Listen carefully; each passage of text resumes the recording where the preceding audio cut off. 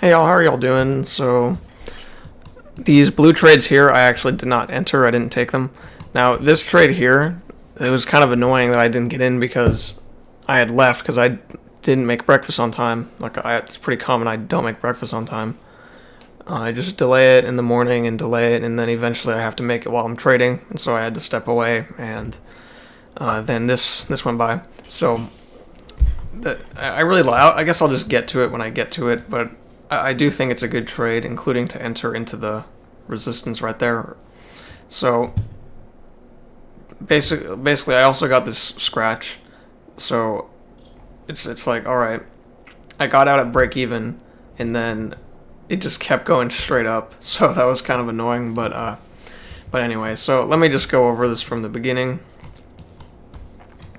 This first trade here, I didn't have this downtrend at the time, this big down channel. I did suspect it could be there, but I was really thinking at the moment we just have two legs down, and I know it's not. I know it didn't reach the measured move, but it doesn't have to because there's this support here, so you're not exactly expecting it to reach all the way down there. But we have two legs down on a big picture, and then it has this mini range right here, and it's a breakout. Most breakouts fail. It's also a breakout of this overnight low, and so I'm fading that as well. So it's fading two things. You get a closeout of the short-term trend line, two major legs down, and failed breakout of the smaller range. So that's it. I didn't go for 1 to 2. I went to 1 to 1.75, which means I just got out on the end of it. And yeah, I got filled by a one tick, and then it went sideways for a while, but it did end up going higher. So I basically bought, it made two legs up, two measured legs, and then it did reverse back down, and then that's when I started suspecting this downtrend here. And so I didn't get anything else. We just push lower. We're in this downtrend. We get this correction to the EMA. It's just a first entry, and it closes really low. You don't want to enter that. And then here we get first entry short, second entry short. To me, that's just one leg up. I don't care about that tick lower. I just see a leg up off the EMA with a short-term trend line going through it. So it's not a good short. And then at this point, it's just like you're shorting the very low. I mean, you're supposed to buy high. Buy low and sell high. This is just selling low, so it doesn't sound like a good idea. So I did not want to take that. It started kind of going sideways. I had moved the range around a bit. At first, I was trying to draw something like this, and then it got like that breakout. But eventually, I did extend it to here. But for now, I'm going to keep it here because this is where we're at on the chart. And so I drew this range here, and I didn't see anything. And I drew it after we got this leg up here, and then the leg back down, which I don't see anything in either of those moves. But after I got the range, price pushed higher. Now, I knew that we were in a breakout of the overnight low, and price will naturally try to fade. But we do have this downtrend in play at the same time, so I did want to be careful. And that's actually part of why this trade is so good. I guess I'll just get to it. But price broke out of this range, it failed, and while it did that, it was also just doing a breakout pullback off, these lows right here from the overnight. Price pushed down, it faded this smaller range, and then here you can see you got first entry long, second entry long, failure. But to me, that is really just one move down. It's just one thin leg. I don't think it would have been a good idea to enter on either of those. And also you're right when you break out of the overnights, you are expected to fade. I really don't think it's worth. I don't think it's worth taking that. One, it's still inside the trend line, and in the lower high, I don't think the context is good enough. I mean, it just wasn't for me. So, because it's like uptrend, break, barely an attempt at a new high, and it's like, yes, you could say, yeah, but this downtrend is so much stronger, but we are in fact trying to fade the range, fade the overnight lows at the same time. So, I just don't think it's worth going short there. And anyway, so we push on lower, we reach the bottom of this range again, then we bounce, and then this is where I get this trade here. So kind of like how I was saying, prices are still trying to fade the range, because so here, this is the 7,000 tick chart. Like when you look at it here, it's like price is broken out. It's still in the breakout phase basically, which let me redraw this stuff. So there's the overnight low, there's the overnight high. I was looking at the 7K. I didn't really draw anything, but it's like, but here's a way to think about it. When you go to a bigger time frame chart like this one, the 7,000 tick chart, when you get this breakout of the overnights, like just compare them. Like you might forget that you're broken out and that prices are still trying to fade, and so then you might take shorts when you're not supposed to. But if you open up the higher time frame chart, it's actually a little bit easier to see. Like you're still in the breakout. Like you could easily fade just now. You got to be careful going shorts against the breakout, because at that point you're basically, entering in the direction of the breakout, which you're generally not supposed to do. So it's just you want to make sure you're not, shorting too early. Consider the breakout and this trend at the same time, and then it's perfect here because this entry is downtrend break, first attempt lower, second attempt lower, failure. So on a big picture, it's the failed second attempt to make a new low, and if it fails, then that means it's likely going to go very heavily in the opposite direction. And also, it's just an attempt to fade, and that's what prices are trying to do. Because when you get a breakout, it's either going to fade or it's going to successfully break out. And so right when you break out, you don't know if it's going to be successful or if it's going to fade. But generally, they're going to try to fade. So if you get an entry to fade and it's the second attempt lower for the downtrend that put you into the breakout, I mean that's just great. And I get it. It closed below the EMA. And the context, and as I'm trading the bigger picture stuff, the more and more I see, if you're at a genuine big picture context area, the EMA and the short-term stuff, they're not going to affect you nearly as much. So I really do think that looked great. I didn't get in the trade, but I saw Manuel, I believe it was Manuel, he posted it, and so did someone else. So very happy for them. I happened to step out of the room. I literally just couldn't even take it, but it looks great, and they got a nice trade. So someone posted this as well, anyway, I don't want to skip over anything. So basically, we push higher, and we get this second leg up, and so there's a reason I don't like anything here. So we have these two legs up here. So let me get these drawn. We have first leg up, second leg up, and I know that we had a correction, but I felt like it could turn down after two legs up, and I was afraid of it not holding here. And plus it was a little bit different. It was more like that, and then it just barely wicked it. So, I mean, I'm not willing to take any but buys in there. Okay, so I just don't think it's good enough. And then eventually I did, I made sure that it was right off the wick. It was drawn a little bit wrong at first. I somehow moved it. But yeah, then this trade right here, or wait a minute, how did I have it? Anyway, so this trade right here I actually think is better than this trade right here, even though it didn't quite reach the key entry point. We have these lows, we have the highs, clearly we're in this range, and so uptrend, and so even though we had two legs up, clearly price did still hold, and you got two clear legs back on a big picture. First leg, second leg, two measured legs. Now, obviously, you don't get a perfect entry. It's just two kind of big bars, right next to each other, stacked up. And so you would, if you went for 1 to 2, you would have to get out really high, and you would actually have to expect it to reach the other side of the channel, which it just didn't make it right there, and so there's a big chance it won't make it again. So I wouldn't want to do that. I would just want to do 1-to-1 on this. I didn't take it. I did watch it go by. Like I didn't enter, even though I was seeing it, because I was sketched out about it. I didn't think that it would get 1-to-2, and then a lot of times whenever I don't think something will get 1-to-2, I won't even want to take it for 1-to-1.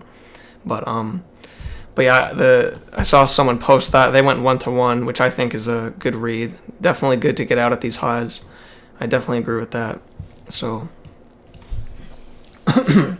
Excuse me. Excuse me. So anyway, we make this high up here, we break. So now at this point, this is a great trade. I took this trade. I saw some other people took it as well. This is just as good as this. Like these two trades right here, I wish I got in on this one. These two trades are the best looking trades of the day, in my opinion. And I think this one looks even better because you have uptrend and then a two-legged break, expecting a new high. You have two legs back. It's testing the overnight lows again with that double bottom. The context was so good, actually, that I didn't even care that it had a bad signal bar, and I just took it anyway. And so, very happy with the trade. I was actually glad that I was able to get out at that high right there because it just felt like it to level it retest. Not, anyway. So, I just, it looked really good. Two legs back, uptrend break, first attempt higher, second attempt higher. Can also be viewed as a two-legged break. It's just, that's picture perfect. It's perfect context. It's perfect big picture context. And if you're trading big picture stuff like this, you might have to ignore the signal bar sometimes. And then here's the scratch, which I don't want to skip over all the smaller price actions. So price pushed higher, and then eventually we did top out, because we had these two legs up now, two legs, and then we just turned down. We got first entry long, second entry long, failure, but really that is just one small leg down. I wouldn't actually consider any of these ticks in here to be anything. And then as we do get this break and start to make a new low, I just want to mention that part of the reason I entered on this was because I was so tempting to enter long right here, because I was saying, oh, it's two legs down, even though it's not measured, it's two massive legs down, it has to turn. It basically is the bigger picture version of this two-legged break here, but eventually it got so big that I don't even consider this to be necessarily a two-legged break of this uptrend. It's really just uptrend, two-legged break, you make a new high, and then you have this next leg down, which it is clearly connected to this, but I don't know. I wouldn't want to trade this as a two-legged break for this uptrend. I was really just trading it as two legs down into a breakout of these lows. But I was wanting to buy there because I was thinking, oh, it's so big picture, I just have to do it. And I wanted to buy on the closeout, but I ended up not, because that's a stupid idea. It's not off of anything. There's no support, and I decided I would wait to see if it makes a new low, even though it's the second leg down and technically it wouldn't need it. My problem was that it's not off support and there's more room down to this measured move. And so I was thinking, okay, it's not off support, it could fall through, and then it could just make the measured move. And so I decided to just wait for the measured move, but by the time that it does do that right there, make the new low, it actually does, I do extend it. Now, like I was saying, since this is the second leg down, I don't need the prices to make a new low for me to enter, but, we do finally get the break, and I wanted to just enter on something right here, but I do end up waiting on this pullback because by the time it breaks, it's all the way up here, and I don't want to enter on that engulfing bar, and so I end up getting this entry, and I end up thinking that's a lot better than I was expecting, and so it gets really close to my target. I do know it's into that resistance right there. I was hoping it would just fade very cleanly, but then it turned down very suddenly and sharply. This happened really fast. If you were watching it in real time, you would have seen it just drop like a knife. And it ended up going one tick from my stop. As soon as it did that, I just kind of got scared, and I just put my target to break even, and then I got out at break even. So, and it was annoying because I was watching. I was like, all right, get out, and then I got out, and then it just kept going up straight to my target. So, kind of annoying, but yeah. And I do want to mention on this trade, there was technically a bearish imbalance because we had the range here, like we have these highs and these lows, and then price isn't reaching to the highs, and then it does that a second time here. So, it wasn't like a horrible bearish imbalance, but you know, it's noticeable and it could affect something. I don't think it really affected this trade very much. I really just think that, I mean, it might have, but I really just think, I'm not really too sure, because it is a good context area, you know.